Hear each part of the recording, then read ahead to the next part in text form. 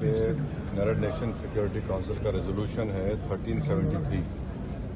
اس میں یہ خاص طور سے کہا گیا کہ کوئی اسٹیٹ کرمنلائزیشن کو فائنانس نہ کرے اور کسی بھی طریقے سے ٹیررزم کو سپورٹ نہ کرے، سیف ہیون نہ دے.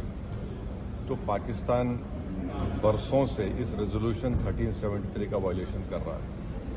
دوسرا، اگر آپ یونائیٹڈ نیشن کا آرٹیکل 51 پڑھیں گے، یہ ہم کسی اسٹیٹ کو دوسرے اسٹیٹ کے خلاف سیلف ڈیفense میں ایکشن لینے کا اختیار دیتا ہے، اور اس میں ایک ورڈ ہے بیلیجرنٹ ریپرائزلز، اس کو ہم استعمال کرنا چاہیے، میں نے کہا. اور تیسرا یہ کہ ہمارے سمویدھان میں آرٹیکل 355 ہے جو یہ کہتا ہے کہ یونین پر ایک ڈیوٹی ہے ایکسٹرنل ایگریشن سے اسٹیٹس کو بچانے کے لیے.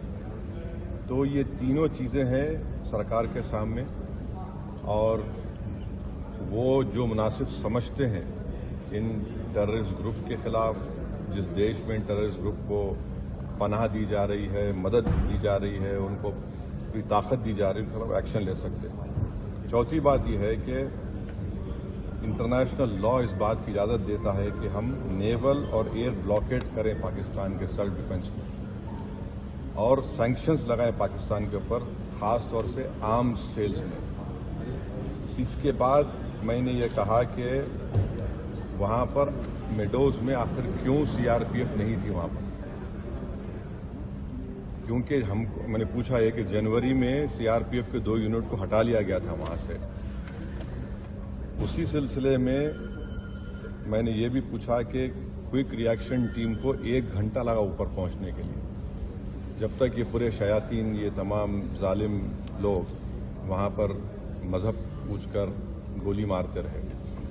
اور 2000 میں وہاں پر ایک ننوان کیمپ ہے پہلگام میں، وہاں پر بھی 30 یاتریوں کو مارا گیا تھا، اور اس میں ایک کمیٹی بنائی گئی تھی لیفٹیننٹ جنرل JH مکھرجی کی.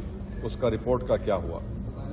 تو یہ سب باتیں ہم نے کہی ہیں، اور ہم امید کرتے ہیں کہ ساتھ ہی ساتھ میں نے یہ بھی کہا کہ کشمیریوں کے خلاف اور کشمیری اسٹوڈنٹس کے خلاف جو جھوٹا پروپیگنڈا کیا جا رہا ہے وہ رکنا چاہیے. اور اگر لوگ سوشل میڈیا میں یا ٹی وی چینل کے کوئی اینکرز ہیں، یہ بھی میں نے کہا اگر وہ ہندو مسلمان نفرت میں اضافہ کریں گے تو وہ لشکر طیبہ مسکرائے گا ان کے اوپر، پاکستان مسکرائے گا ان کے اوپر.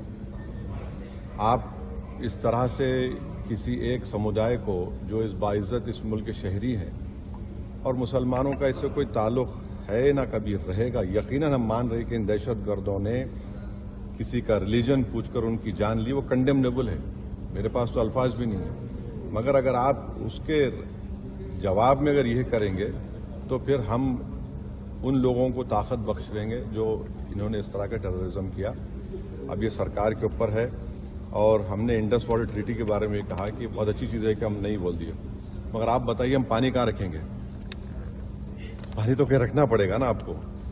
تو اور اس میں آپ دیکھیے کہ انڈس واٹر ٹریٹی میں جو چناب کا علاقہ ہے وہ پورا پہاڑی علاقے سے پانی جاتا ہے، جہلم کا جو ہے وہ زمینی علاقے سے جاتا ہے، اور ورلڈ بینک اس کا انٹرلوکیٹر ہے. تو اس پر ہم نے کہا کہ اس پر دیکھنے کی ضرورت ہے، اور سرکار جو بھی ایکشن لے گی ہمارے دیش کے تمام لوگوں کو ان کی جان اور مال کو بچانے کے لیے، خاص طور سے اس بزدلانہ وحشیانہ دہشت گرد حملے کے بعد ہم اس کی تائید کریں گے. یہ کوئی سیاسی مسئلہ نہیں ہے، یہ ہمارا نیشنل مفاد ہے، نیشنل انٹرسٹ میں ہے، اور ہم ان کے ساتھ کھڑے رہیں گے. سر، یہ آپ نے انڈس واٹر ٹریٹی پہ بولا، تو کیا آپ بول رہے ہیں کہ یہ ایکشن نہیں لینا چاہیے کیا؟ نہیں، میں یہ دیکھیے، آپ نے تو دیکھیے ورلڈ بینک انڈیا اور پاکستان میں بیٹھ کر یہ ٹریٹی کروایا، وہ اس کا انٹرلوکیٹر ہے. بھائی پانی کو کہاں رکھیں گے آپ؟ اچھا ہے آپ نے اچھا اسٹیپ لیا، مانتے ہیں، پانی کہاں رکھیں گے آپ؟ ڈیم بنا دیں. آپ بھائی ڈیم بنائیے نا. اسٹینڈنگ کمیٹی تھی، اس نے بھی اس کو کہا تھا کہ ان کو انڈس نہیں، اب وہ سمجھ جائیے. میں نے یہ کہا کہ آپ نے لیا ہے جو steps cabinet committee on security میں لیا آپ نے، ٹھیک ہے، مگر ورلڈ بینک انٹرلوکیٹر ہے اس کا، تو وہ بھی دیکھیں، انٹرنیشنل لا سے دیکھنے کی ضرورت ہے. اب وہ تو سرکار سے پوچھیے، ہم نے کہا یہ بات کہی. Thank you.